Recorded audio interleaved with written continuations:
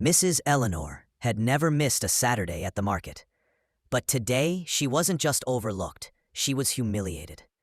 A white woman in a spotless suit shoved her aside, mocking her age and dignity in front of a crowd.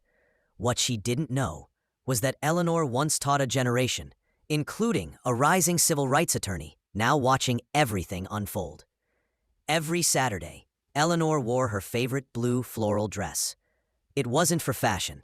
It was a ritual, grounding her in a world that often overlooked women like her.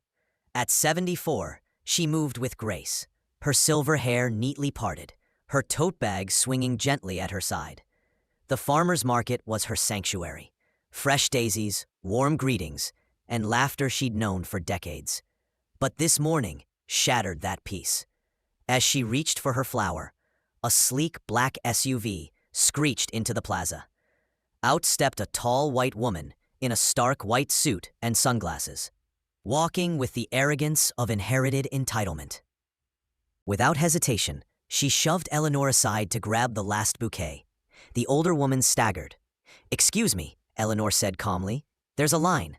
The woman turned, eyes narrow. "Oh, are we pretending this is civilized now?" she scoffed. "You don't belong here."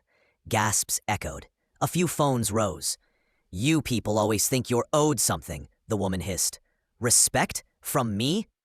Eleanor stood firm. "Respect is earned by the life you live, not the clothes you wear." "Spare me." The woman laughed. "Did you teach in some inner-city dump? I bet that's all you ever did." "I did," Eleanor replied. "I taught children to read, to believe. I helped raise a community."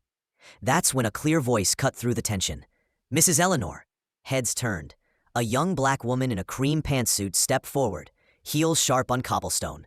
Her hair was tightly pinned, her presence commanding. "Natalie, you don't remember me, do you?" she asked the woman in white. "But you'll remember this." Natalie turned to the crowd. "This woman shoved and mocked a pillar of this neighborhood. Mrs. Eleanor taught me when no one else believed I mattered. And today, she reminded me why we still fight." She raised her hand toward the bystanders. "Roll the footage." One by one, cameras stopped recording and started broadcasting. The woman in white stammered. "I didn't mean it that way." But the damage was done. Within 48 hours, the footage had gone viral. Eleanor's name trended worldwide. The woman in white? Dropped by her companies, questioned by the state.